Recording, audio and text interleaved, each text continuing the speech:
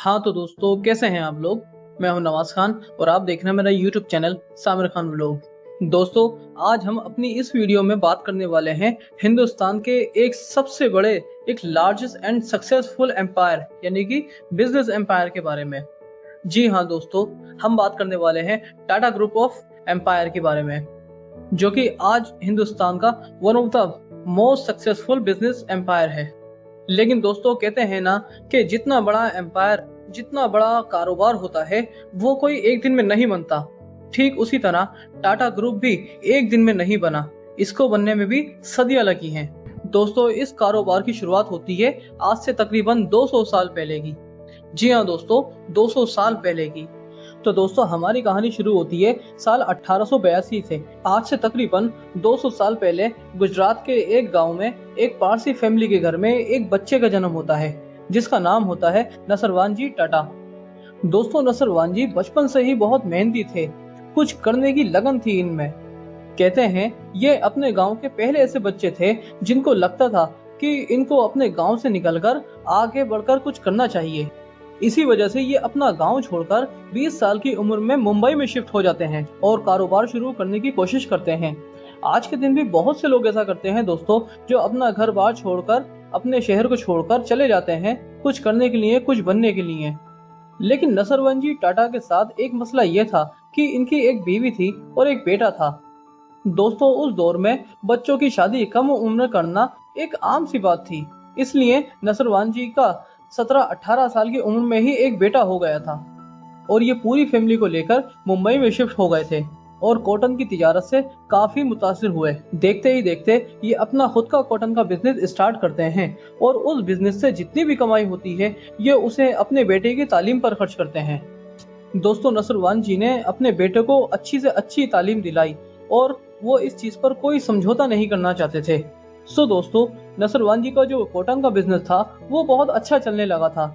इसी वजह से जमशेद जी टाटा 18 साल के हुए तो उनकी एजुकेशन उस वक्त तक खत्म हो चुकी थी। तो उनके पिताजी ने यानी नसरवान जी ने यह फैसला किया कि कारोबार को बढ़ाने के लिए जमशेद जी टाटा को हांगकांग भेज देते हैं। दोस्तों, आज के टाइम पे ये एक आम सी बात लगती है कि कोई कारोबारी अपने बेटे को कारोबार बढ़ाने के लिए दूसरे देश भेज देता है। लेकिन दोस्तों, याद रखिए, ये साल 1889 था। उन दिनों में हवाई जहाज अभी तक इजाद नहीं हुए थे जिनसे सफर किया जा सके।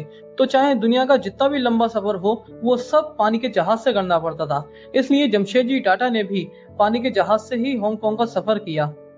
जमशेद जी टाटा जब 20 साल के थे तो उनके वालिद ने उन्हें हांगकांग भेज दिया कारोबार सेटअप करने के लिए।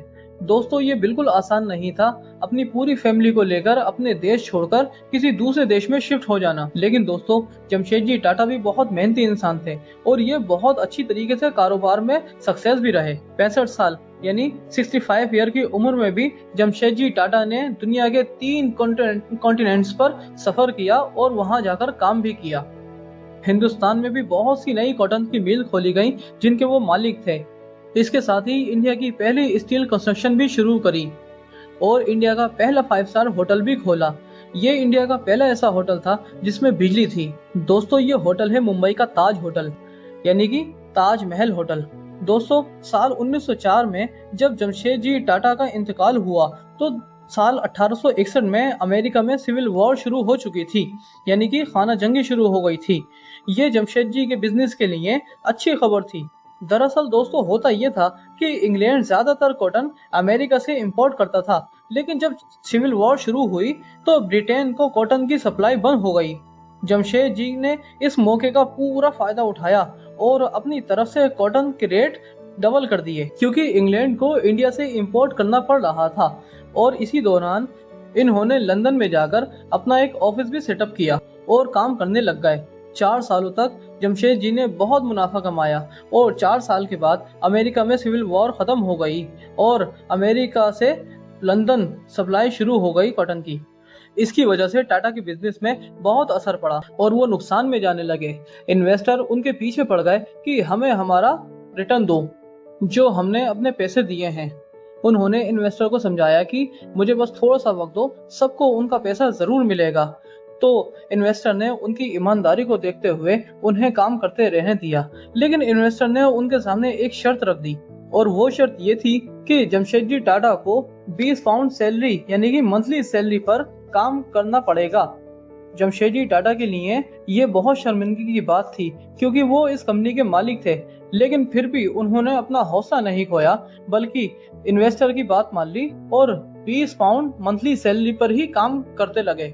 दोस्तों, ये दिखाता है कि जमशेदजी टाटा कितने साबित कदम रहे अपने कारोबार को लेकर, जैसे कि उनके वालिद नसरवानजी टाटा थे। दोस्तों, जमशेदजी टाटा का सपना था एक हाइड्रो इलेक्ट्रिक पावर प्लांट खोलने का, इंडिया में तालीमी इदारे बनाना, स्टील पावर प्लांट खोलना और एक ऐसा 5 स्टार होटल खोलना जिसमें हर रंग रूप के लोग जा सकें, क्योंकि उस जमाने में बहुत ऊंच नीच हुआ करती थी। लेकिन जमशेदजी टाटा अपनी जिंदगी में सिर्फ एक 5 स्टार होटल ही खोल पाए, लेकिन उनके बाकी जो 3 सपने थे उन पर काम शुरू हो चुका था उनके इंतकाल से पहले। बाकी ये उनके बेटे थे दोराबजी टाटा, जिन्होंने कहा था कि जमशेदजी टाटा के बाकी 3 सपने भी जरूर पूरे होंगे। 1910 तक टाटा स्टील प्लांट तैयार हो चुका था और इंडिया में स्टील पैदावार हो चुकी थी। इसी दौरान पहली जंग अजीम शुरू हो चुकी है और ब्रिटिश एम्पायर को सख्त जरूरत पड़ती है स्टील की। ऐसे में टाटा इंडस्ट्रीज देश का सबसे बड़ा स्टील सप्लायर बन जाता है। टाटा स्टील का इस्तेमाल किया जाता है ब्रिटिश टैंक बनाने के लिए, हथियार बनाने के लिए, रेलवे ट्रैक बनाने के लिए। दोस्तों, टाटा ग्रुप 1914 तक इतना बड़ा बन चुका था कि इसमें 14 अलग अलग कंपनीज थीं। दोराबजी टाटा ने टाटा ग्रुप के बिजनेस को संभाला 1938 तक। इसके बाद इनके दूर के कजन ब्रदर ने इनकी कंपनी को टेक ओवर कर लिया, जिनका नाम था जहांगीर रतन टाटा, जिनको आप और हम JRD टाटा के नाम से भी जानते हैं। दोस्तों, टाटा ग्रुप में JRD टाटा का क्या क्या योगदान था, इसके बारे में हम अपने अगले वीडियो में बात करेंगे। और कहीं मत जाइएगा दोस्तों, क्योंकि ये कहानी अभी और बाकी है और ये बहुत मजे की कहानी है, क्योंकि इस कहानी के एंड में ही हम आपको बताएंगे उस इंसान के बारे में जिसने टाटा इंडस्ट्रीज की कमान ऐसे वक्त में संभाली थी जब हिंदुस्तान में इमरजेंसी नाफिज हो चुकी थी। दोस्तों, वो कौन थे और उन्होंने क्या क्या टाटा के लिए योगदान दिए और आज भी उनके द्वारा की गई इन्वेंशन क्या क्या है टाटा ग्रुप में, ये सब हम आपको अपने अगले व्लॉग में बताएंगे। मुझे दीजिए इजाजत, आपका दोस्त नवाज खान।